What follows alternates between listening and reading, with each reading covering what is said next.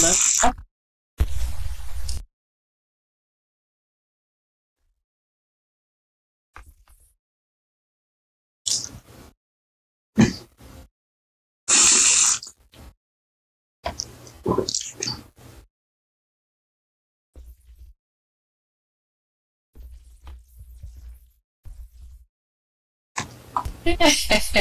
I kind of liked it. I don't mind someone sitting on my head, Marcus. I am so sorry. It's like every time the chair looks empty, and I sit down, and suddenly somebody's res. Hey. Is it? Yeah, it is. It's open. Yeah. Plus, you have to realize, after so many years, we're good. Yes, we're used to that. Mm. Then again, you have to move fast. Yeah. But yeah, don't worry about it. No worries. Mm-mm. I don't know why avatars aren't resing. So are all of the inner ones taken? I think all the inner ones. Now. Yes, and I'll try outer ones, and I apologize in advance to people on whom this lapse. Okay, Marcus. Oh, there I go. Success. There you go. Good. Awesome. All right, I'm muting now.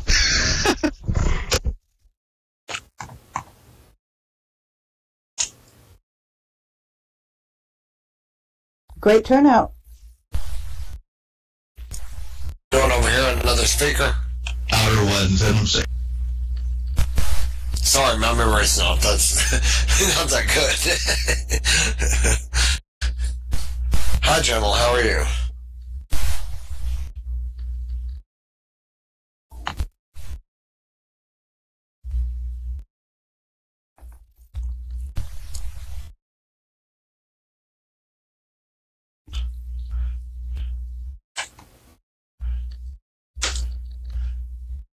Okay. Wonderful. I'm going to grab that real quick, and we're about to get started, everyone.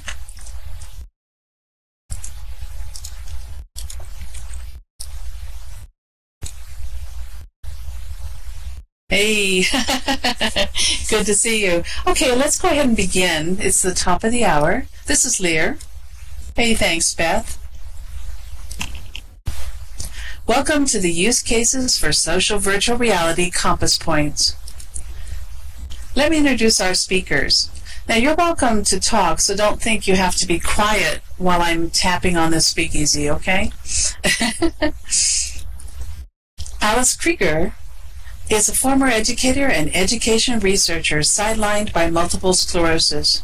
She entered Second Life as Gentle Heron in 2007 and is a strong advocate for accessibility of virtual worlds for persons with disabilities since 2007. Volunteering with the virtual ability community in Second Life, she participates in a variety of research projects and presentations. SingerGirl Evie Marie has a passion for music, education, and strengthening the learning experience in virtual worlds. A professional musician, programmer, virtual world designer, artist, teacher, and a published author of both fiction and educational curricula, she is currently focusing on research and development of browser-based virtual worlds and three-dimensional websites. In 2000, she founded A to Z Educational Network, which battled dwindling art budgets in schools by developing software solutions for performing arts education. And in 2010, she founded Sing Smart, Not Hard Online Academy, and in 2017, she launched a new project, My School 3D, which is a portal of 3D web worlds. Edward Tarber, Dieter Edward Heine in real life, is a computer scientist and an IT entrepreneur from Munich, Germany. He has been a virtual world enthusiast for many years before starting to create his own entirely web-based virtual world platform called Cyber Lounge in 2012. In 2017, Edward founded the Metaverse School with the goal of providing a platform for connecting educators and students in virtual worlds. Start of operation is planned for the second half of 2018. Lisa Laxton is a research and development visionary and CEO of the Open Simulator community-focused organization. Oh, I forgot to keep clicking, didn't I? Well, we're going to give this a moment to catch up. My apologies. There's Edward. We'll let everyone get a chair. There's still seats available for anyone who's sitting. Okay, Lisa Laxton is the Research and Development Visionary and CEO of the Open Simulator community-focused organization, Infinite Metaverse Alliance. She is also president of Laxton Consulting, LLC, with experience providing various virtual world technology solutions for education. Hello. I'm Cynthia Caloyne, better known as Lobo.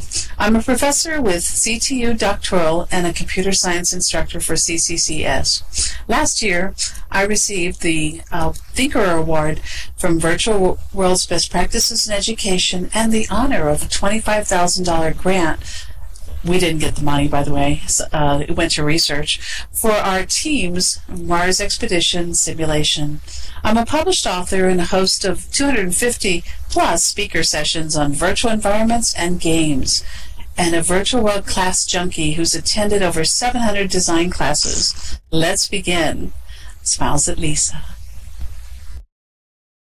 Thank you, Lear, for the great introductions, and thank you, everyone, for joining us today.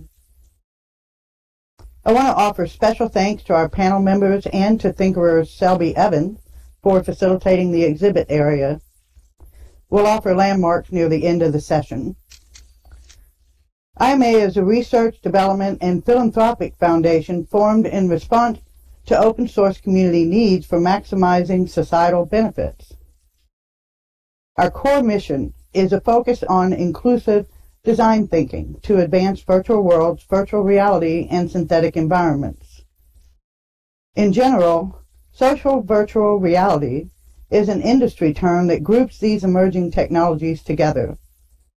With inputs from researchers and educators actively working with virtual worlds, we identified the need for one unifying organization that functions as a research organization, a development organization, and a standards organization. IMA's approach is a community-driven foundation that functions in all three capacities. In essence, IMA is a new kind of community organization with a hybrid structure that is both aspirational and innovative. We want to maximize excellence using design thinking, taking what is good and making it great. Through our collective efforts as a community of practice, we can redefine world-class using collaborative virtual worlds. But the impact extends far beyond virtual worlds. We believe we can change the world as we know it through our shared vision.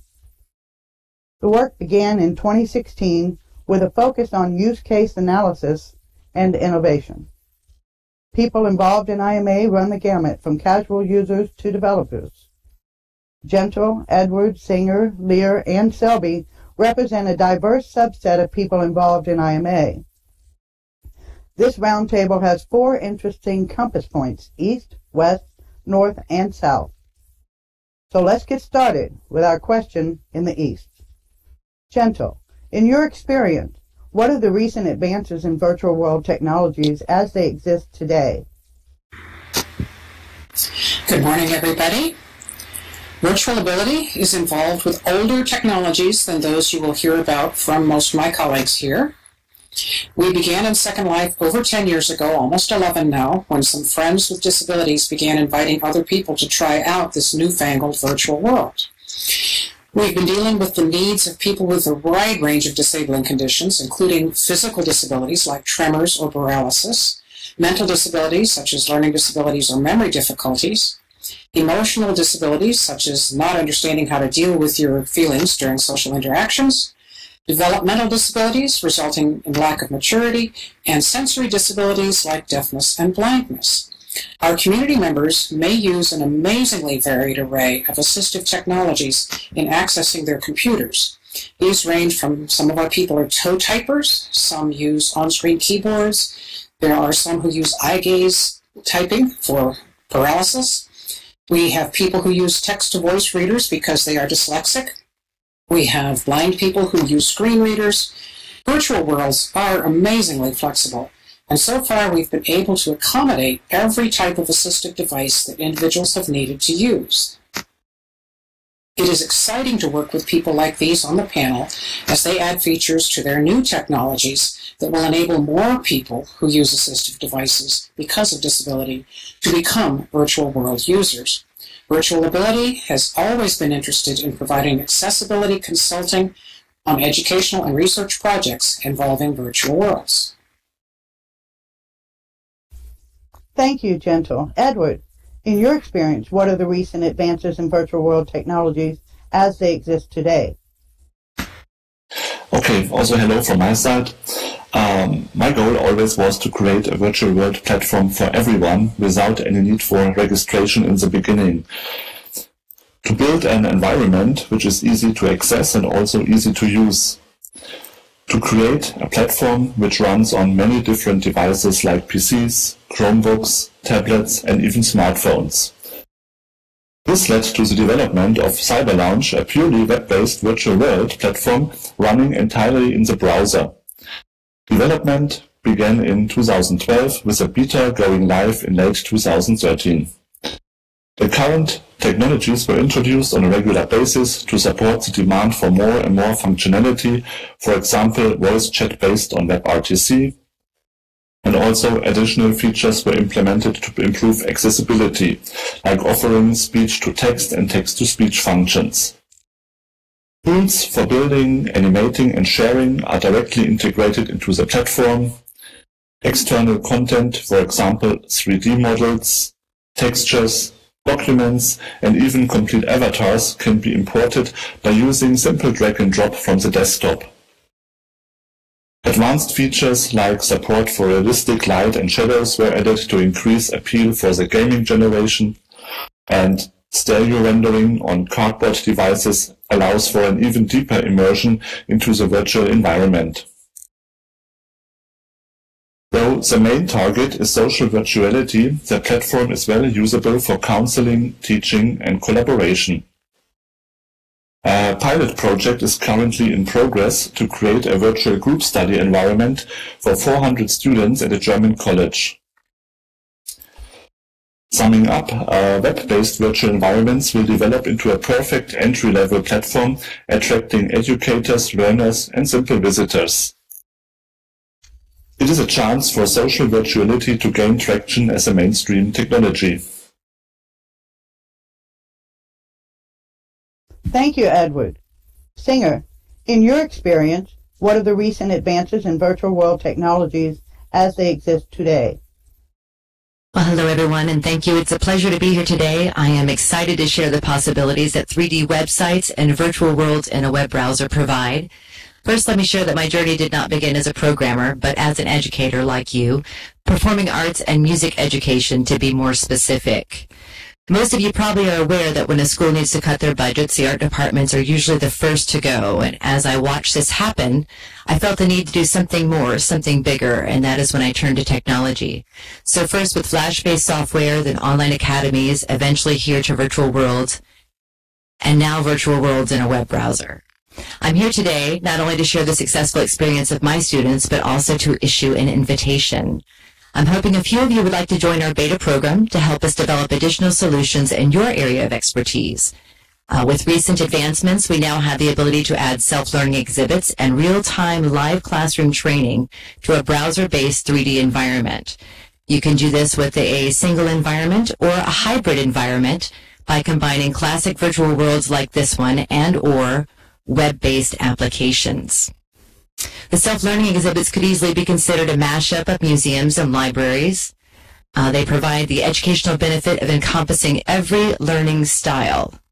They contain the visual aids in the form of 3D objects, auditory learning through MP3 files, written text is available in many different forms, and hands-on learning through action experiments that can be scripted. We also can test the students' comprehension through many different means and measures. Now, many of you are probably asking, how is that different from what we see here? Well, using web-based virtual worlds, no additional software is needed. Since there's no need to download a viewer, the number of students we can reach increases. Using a simple web address like myschool3d.com, you and your students can literally walk into the website. Not only that, your web-based virtual world can be embedded directly into your existing website, so 3D inside of 2D. Now, since time is short, I will just touch upon the live teaching tools. There are many available, and we look forward to adjusting and adding to those tools as teachers like yourself express their individual needs. Currently, teachers get instant access to a private voice channel, slide presentation tools, and both group and private chat, and all of that is designed into an easy one-click system. Now, what does that really mean? It's easy. You enter a web address, you navigate to your classroom, and with one click, you are talking to your students in real time. With just a bit more effort, you can use the advanced tools which allow video chat, document sharing, and whiteboard tools. And those whiteboard tools include free hand drawing, text typing, along with drag and drop for documents, images, and videos. You also have access to email and friends list along with moderation tools, meaning you can control what the students can and cannot do during your presentation. There's more, but that gives you a decent idea. Now, right now, 3D Web Worlds focuses on the arts with an art gallery, school, library, writer's workshop, and live music. With your help, we can expand that to many different subject matters. And finally, I want to mention that everything we have created is using open source. It's a bit complicated, but it is open source. And as an educator, that's important to me. That means that it can be reproduced by anyone willing to put forth the time and effort. I shared my technical journey with you earlier to reiterate this point. While I have been programming for a while now, I've learned everything I know from books and resources on the internet. Well, of course that and a lot of trial and error. So thank you for listening, and I hope a few of you will take us up on our invitation. Thank you, Singer. Leah, in your experience, what are the recent advances in virtual world technologies as they exist today?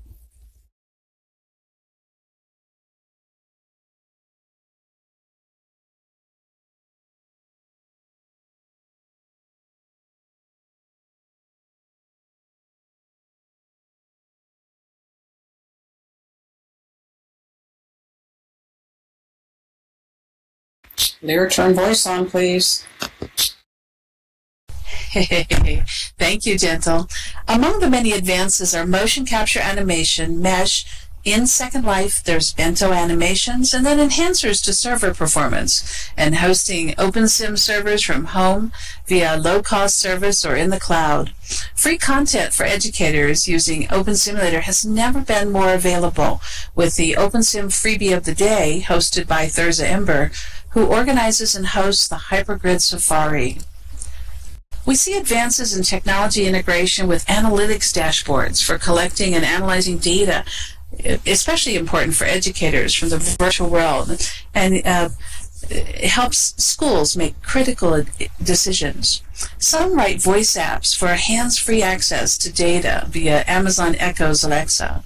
For virtual reality, head-mounted display devices are maturing with research to address the focal point dizziness issues.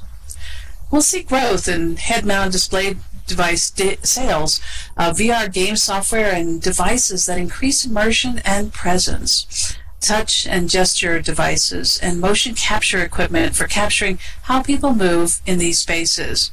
In particular, there's a full-body suit that you can wear now and capture all of this. Over to you, Lisa.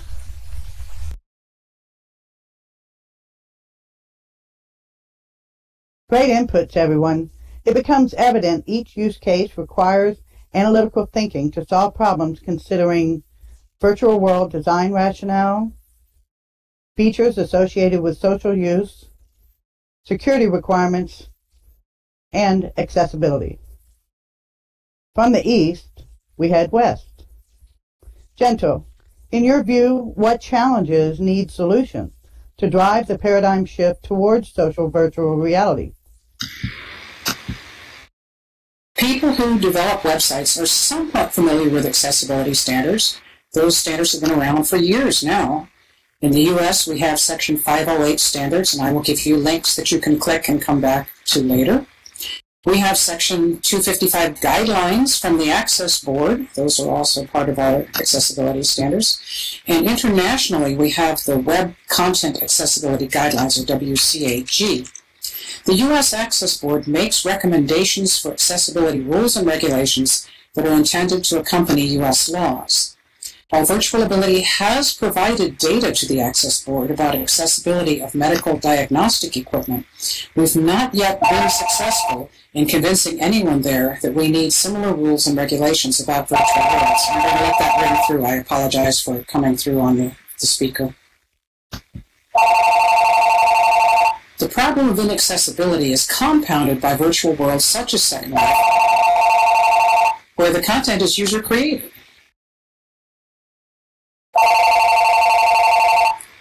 People who develop in virtual worlds are often unfamiliar with how to create the infrastructure that allows for accessibility by various forms of assistive technology. For instance, many builders and creators in Second Life leave their objects with the name object. This is no barrier to sighted persons, but blind people's viewers read aloud to them the name of items in their environment. If they're surrounded by object, object, object, they can't distinguish a chair from a door from a potted plant. I would surmise that the vast majority of creators in Second Life don't realize that just about 1 in 5 people that they meet here in the world have some form of disability, although not all of us use assistive technology. If the creators don't know that people with disabilities are a potential market, how would they know to be sure to include features in their build that promote accessibility? One of the biggest challenges we face in getting more access to virtual worlds and to social virtual reality is public awareness of the need to consider accessibility in initial designs. It is far easier to build accessibility in from the beginning rather than trying to make do with retrofitting. Thank you, Gentle. Edward, in your view, what challenges need solution to drive the paradigm shift towards social virtual reality?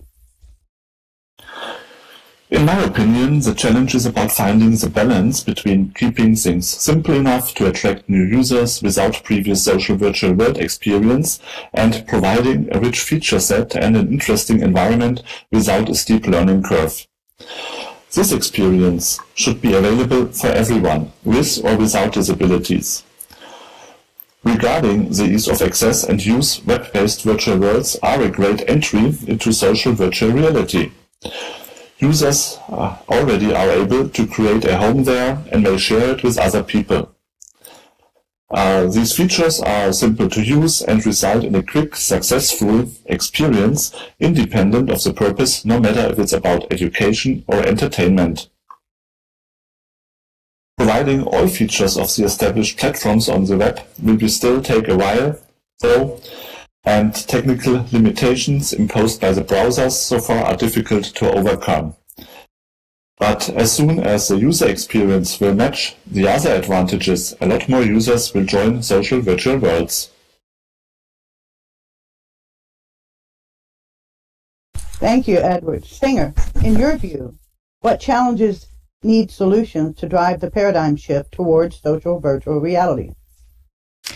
Well, I think that Hollywood is going to help educate the non-virtual public by generating curiosity and beginning a new surge of interest. Therefore, I'm going to address this question specifically considering web-based browser worlds. And I believe there are 3 challenges at the top of the list in order for social virtual reality to reach the next limit, or the next level, and they are all technical. The first would be browser technology. Each browser was created by a different company and therefore followed their own set of rules. So just like the viewers here, for instance, Firestorm and Singularity, the browsers are different too. And currently, Google Chrome and Mozilla Firefox are winning the race. Another challenge would be the diversity of devices, also created by companies with their own operating systems. So 3D websites results achieved on a Windows desktop are often different than the result rendered on an iPhone using the exact same programming code. And really quick, Shambo, I saw your question, and most of our features are working on the iPhone. The one exception would be the WebRTC, which just is not compatible with what we're doing thus far. But most of the features are. And lastly, something very basic. is a user's connection speed. Not only do users need a decent downstream speed to render the world and receive system messages, but in order for a seamless social interaction, they also need a decent upstream speed as well, and we're just not there yet. Thank you.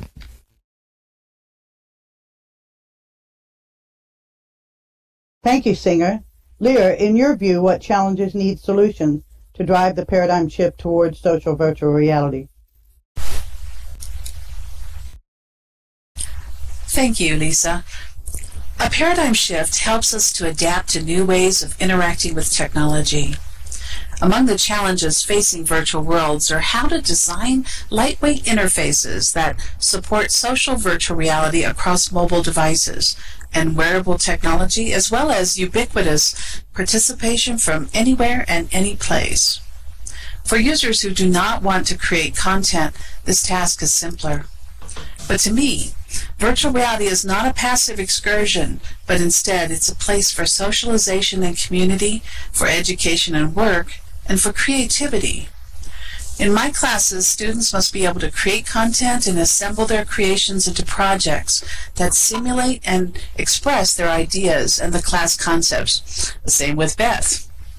The learning benefits 24 hours later rise. Research showed, it was about in the 60s, maybe the 70s, and I have a link somewhere, that if I do all the talking, you remember 5% 24 hours later. But if you produce, or use a practice by doing, or produce a project, you'll remember 75%.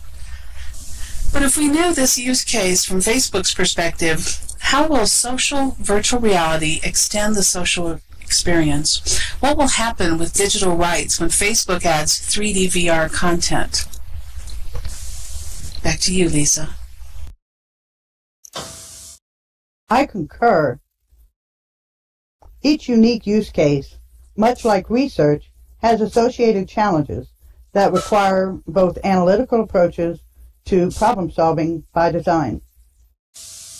Because of the uniqueness, innovation is needed to solve meaningful, real-life problems associated with social virtual reality. So let's adjust our bearing north. Gentle, from your perspective, how will social virtual reality be used to affect positive social change around the globe? I'm going to start with a question. Why do people with disabilities use virtual worlds and social virtual reality? Why do you think? I'll ask our audience. I came here because I was told that there was work here, and I found it. And I've been here 10 years. And I'm old, I don't travel around, I don't want to go out to lots of other places. I can visit everybody and find lots and lots of friends here. I mean by here, of course, a virtual world. Not my old folks' home.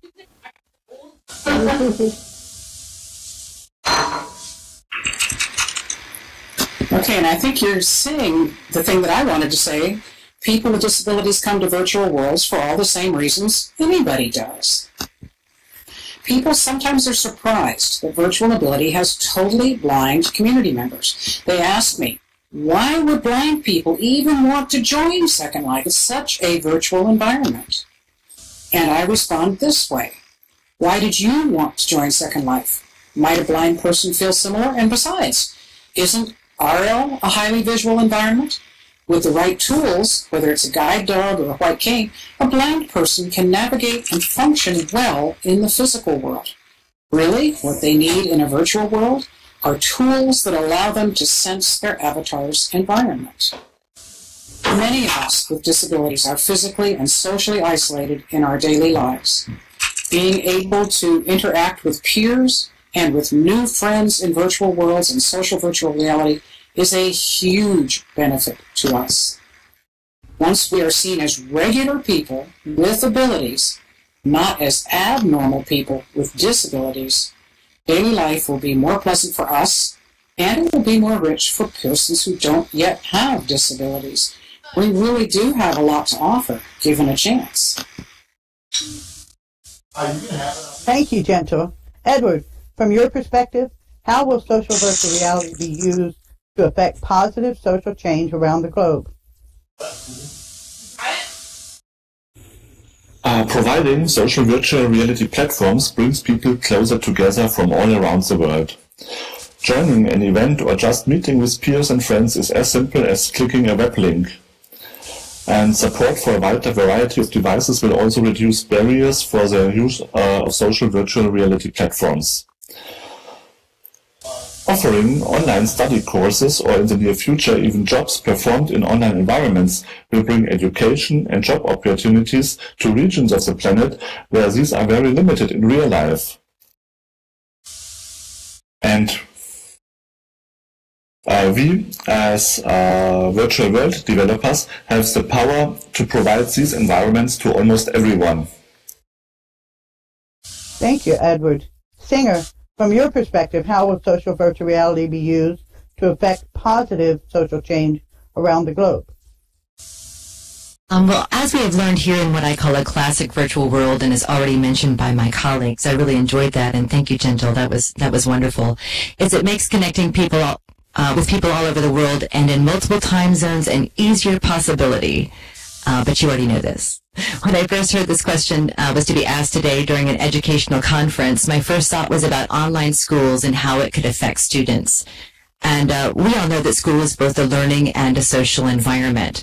And with that comes bullying, discrimination, and segregation based on what you look like, what you wear, how much money you have, and as Gentle pointed out, perhaps what you can and cannot do, a long list of identifiers.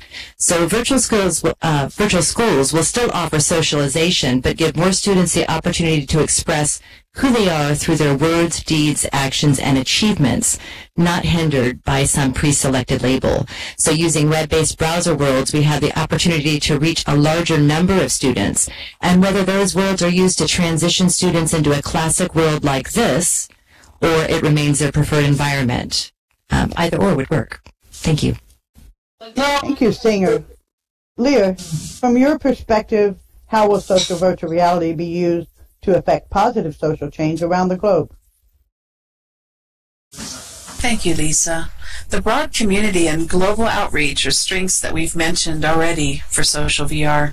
Lisa and I worked on the Moses project to support avatar scalability, increasing the number of avatars on a single region. We were aiming for 150, and I think we tested to 110. When you gather people together in virtual reality, you have more opportunities for social problems. 2 years ago, a virtual reality multiplayer game led to an instance of inappropriate and undesired touch in the shared social space. Now, I know this is a little strange to talk about positive social change and to mention this, but let's face it, it's the elephant in the corner, right? The victim spoke out about it, and the community reaction spanned from outrage to a demand for program restrictions to inhibit free behavior in social virtual reality games. The challenge here is that technology should not be the arbiter of good social conduct. While this question focuses on positive social change, we recognize positive outcomes come from the people who participate and how their values strengthen the experience. But the realist in me fears that programmers will be responsible for social misconduct, griefing, and other behaviors that detract from positive outcomes. So as we reflect on the use case to strengthen these experiences, we need controls for muting, derendering, and restricting the impact of misconduct. Now, I know we have them here, but will we have them in the future? Over to you, Lisa. It's exciting to hear everyone's vision for the future. We can realize positive social change if we work together towards our common goals. So let's set our final compass heading south. How can educators and researchers get involved in IMA to help shape the future of social virtual reality to meet their needs? Earlier today, I described social virtual reality in general terms and mentioned the coming technology paradigm shift. Let's explore these and correlate it to education. As many of you know, successful social virtual worlds of interest to some in education provide us with tools to create user-generated content, or UGC, Over time, tools are refined or developed for greater collaboration based on different use cases. Two popular technologies are those used here at Second Life and in open simulator-based worlds. However, these are not the only ones. Singer and Edward introduced us to ongoing development of web-based virtual worlds that fit other use case requirements. The one thing each has in common is the ability to provide a social experience. If we integrate social virtual world technologies with emerging technologies like virtual, augmented, mixed, and fused realities, or even the Internet of Things and the Web of Things, we can begin to link the online and offline worlds in a way that is beneficial to society. In the education and research community, we've seen success in what kind of coffee did you get? Collaborative meetings or classes, immersive simulations, science learning, and data exploration in virtual worlds. We've also seen some success in telepresence efforts, fabrication training, situational awareness training, and both cognitive and physical therapies. Research and development in each of the above areas involves software integration with haptic or human-computer interface devices. These are collectively being categorized with virtual, augmented, mixed, or fused reality technologies. Hence, the general industry term, social virtual reality, applies here. At IMA, we see these as approaches as ways to provide greater accessibility and inclusivity. But social virtual reality is much more. There is a technology paradigm shift coming that can drive social paradigms. In Virtual Worlds 1.0, we have a real-time multi-user virtual environment that cannot be altered by the users. Some of these are still popular among kids under 13. In Virtual Worlds 2.0, we have a virtual world that allows users to create or modify their environment, much like the one we have today.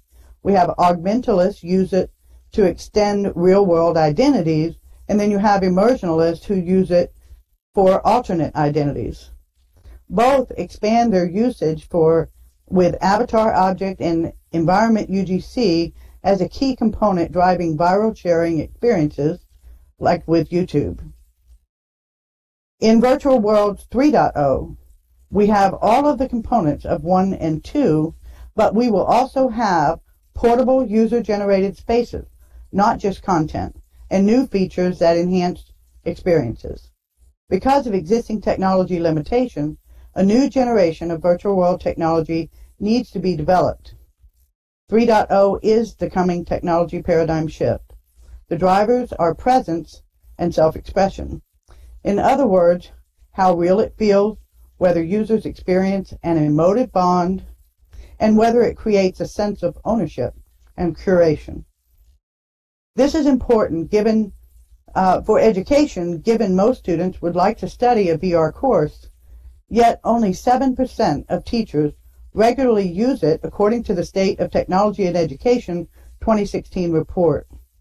So it's clear that we need inputs from educators and researchers to help drive the paradigm shift towards social virtual reality to meet their needs not currently being met.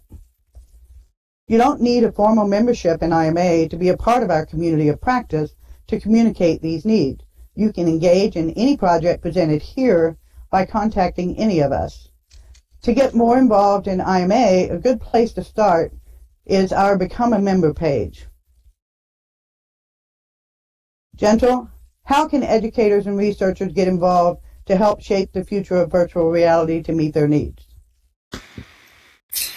Well, Lisa, tech-oriented organizations such as IMA do serve an important function in promoting accessibility of virtual worlds and social virtual reality. But educators and researchers play a different, yet equally important role. Educators and researchers need to be encouraged to use these non-bricks-and-mortar facilities for the work that they do. They need to learn the benefits that can come from using virtual environments for classes and for research studies. The best way for an educator or a researcher who is unfamiliar with virtual worlds or social virtual reality to learn about this potential is to spend some unstructured time here just exploring. I see too many educators who want a virtual class, but they either simply emulate a physical classroom without taking advantage of all of the affordances that are here in the virtual environment, or even worse, they don't even know how to sit or cam around. I've spoken with far too many researchers who don't think it's even possible to conduct valid research among avatars. Everyone on this panel would be willing to assist educators and researchers to become familiar enough with virtual worlds and social virtual reality to use them well.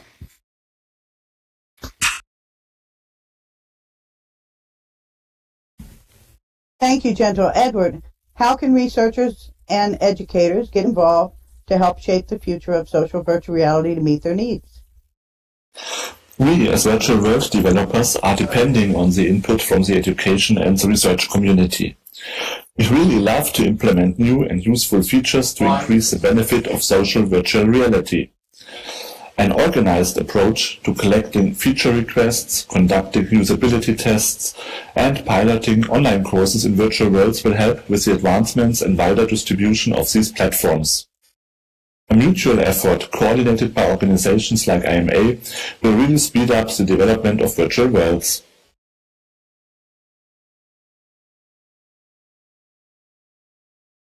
Thank you, Edward. Singer, how can educators and researchers get involved to help shape the future of social virtual reality to meet their needs?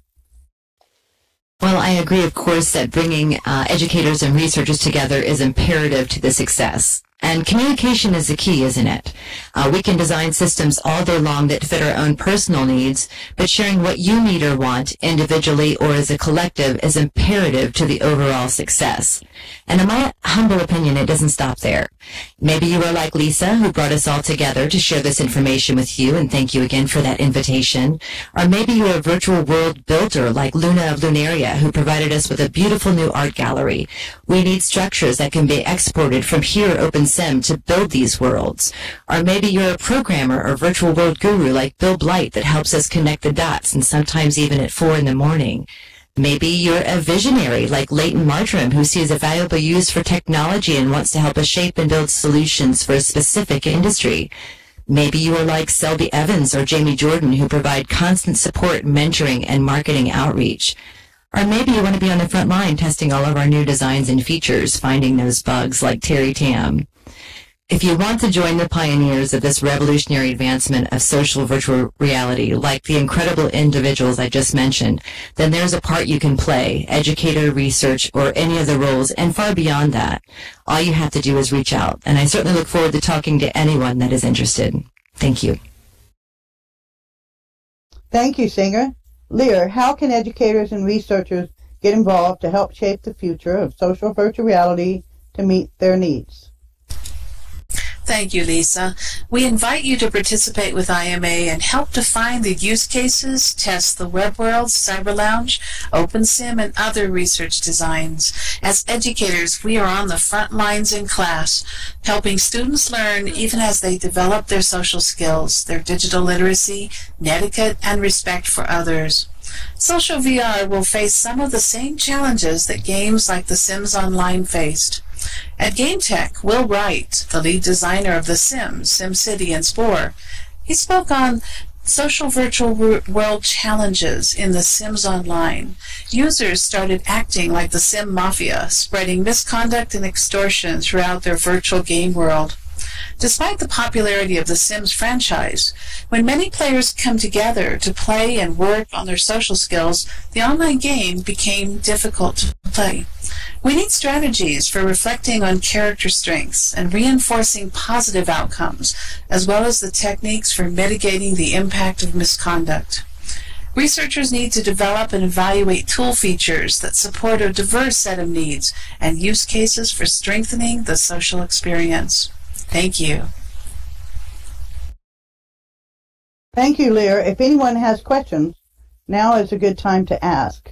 Or you can email me at lisa@infiniteMetaverse.com if you're heading off to the keynote.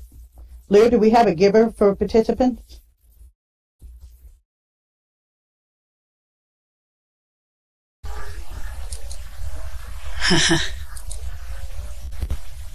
My technology froze. At the moment, I don't have it. I know I said I was going to create it. If anyone would send me an IM, I will send you the content after the session. And let me type that as well.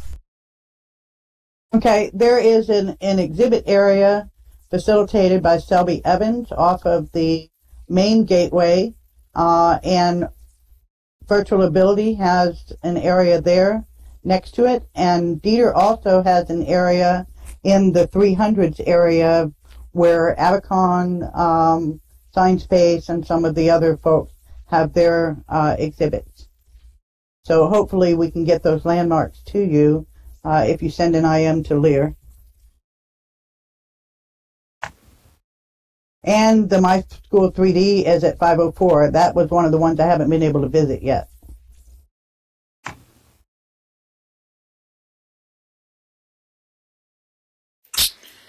Ariane asked a question. Ariane asked, in some developing countries there are problems of cost or fee for virtual reality environments. You didn't mention about the game consoles with cheap price and excellent graphics. We had PlayStation Home on PlayStation 3, too bad. It was shut down, though. But PS4 is not expensive than more of new devices. What do you think about those gaming devices for less expensive media? I have not used the gaming devices for Virtual World. Anybody else on the panel, can you answer that question? I think as far as I'm sorry. I think as far as the technology goes, it is cheap, and PlayStation VR is some of the best VR out there, at least for getting people in, and they have some of the best software out there, so it is a valid way to go. Yeah, I think Edward made a good point in that the web world, even if you just want to access via tablet, it is fairly inexpensive, under $100. That $100 is an expense that is too great for some of the folks that don't have those financial resources. But what's good about open source is that you can access things for free. And that's what I love about OpenSim environments. Second Life you can access for free. The web world you can access for free. The Cyber Lounge you can access for free. And you really don't need an extra device to do that, as long as you have a laptop or any internet-connected device. Shambles asked about archiving the session, and I know Rhiannon is going to archive this on her YouTube channel.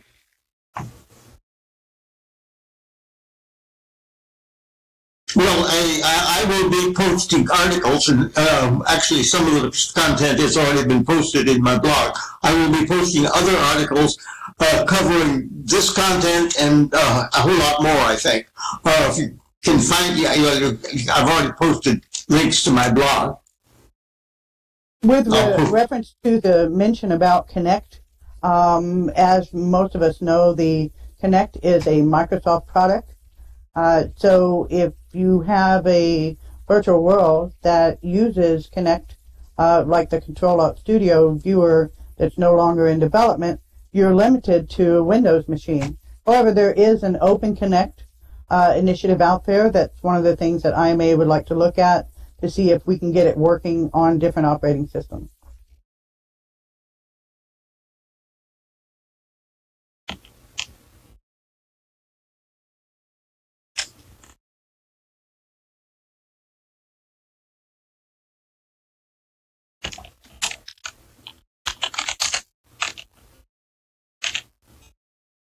And there also is an open VR standard for headsets that I think is going to facilitate a broader market of the virtual reality gear. Go ahead, Lear.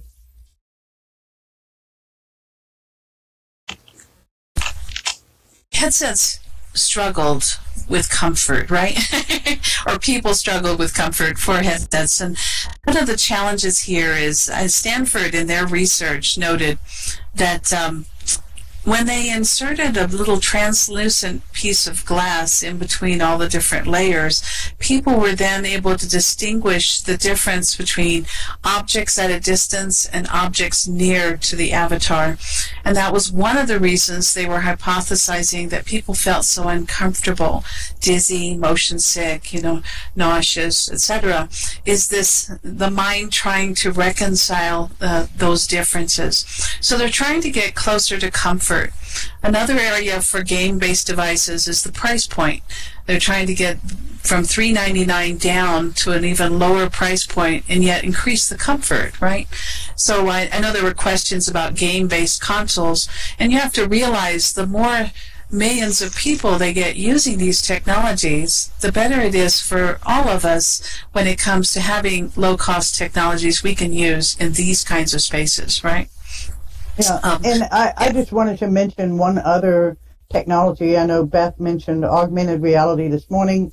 Intel has a new project where they have a pair of glasses. It just looks like regular glasses, very lightweight. You can see through them. But what that project does is it projects the visual information onto the back of your retina. And that is something that looks very promising for virtual world integration.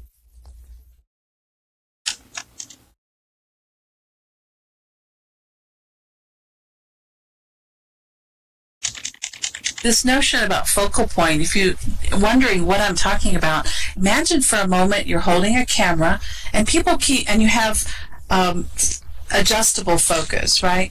And people keep walking on camera and the camera goes out of focus, into focus, out of focus, into focus. Pretty soon it's kind of like watching an amateur video, right? Where the video's moving all over the place, the focal point keeps shifting, and the mind keeps trying to catch up. And these are some of the challenges we're seeing with these technologies that designers and researchers are trying to reconcile. But we're going to get there. Yeah, and I know we're coming close to the end of our time. There is a keynote coming up. I want to thank everybody for your input today. I'm looking forward to reading back into the chat to see are there some questions that I missed, and hopefully we can get those answers to you later on. And I want to thank everyone here at the panel for being here today. And thank our great transcriber, Lori Vaughn, and hope you all have a great day. Thanks, everybody. Thank you to everybody. Thanks, everybody. Have a great day. Many thanks.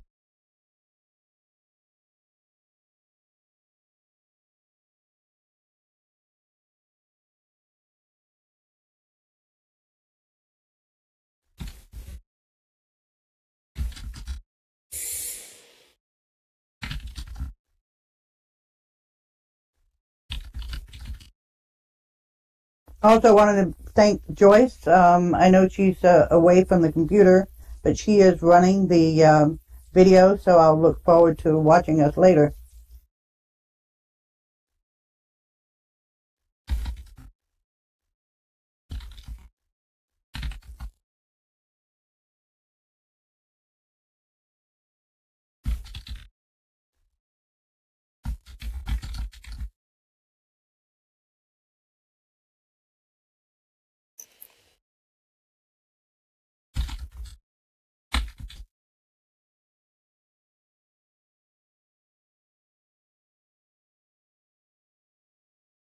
A great session.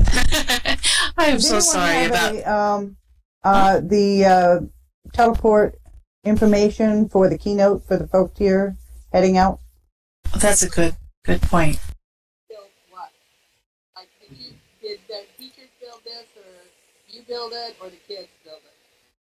Well, the kids are so much better at this than I am that there's very, very little. I'll tell you what I built. As we look at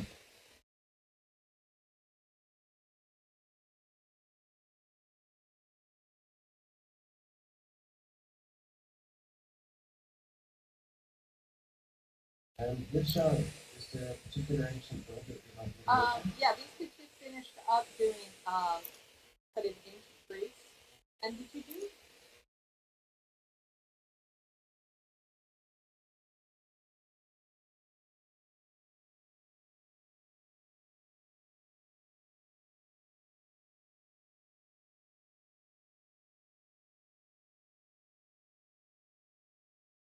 Thank you, Lori.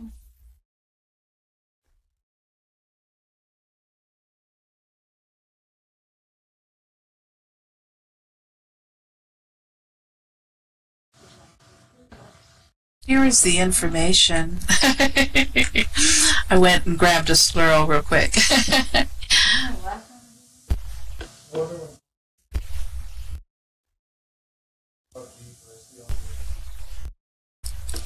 Hey, Singer, do you have limo? Okay, there you go.